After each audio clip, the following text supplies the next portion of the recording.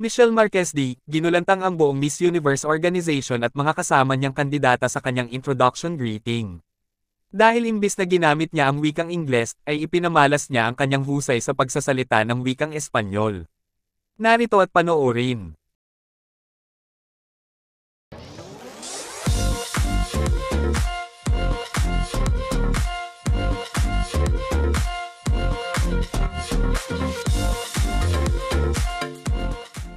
Hola, El Salvador.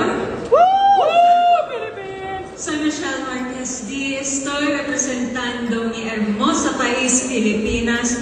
Muchísimas gracias, El Salvador, por su increíble hospitalidad para Miss Universo. Se merecen el amor, el que oportunidad, Universo. Thank you. Bravo! Kayo, anong masasabi nyo tungkol dito? Nabilib din ba kayo sa husay ni Michelle D sa pagsasalita ng wikang Espanyol?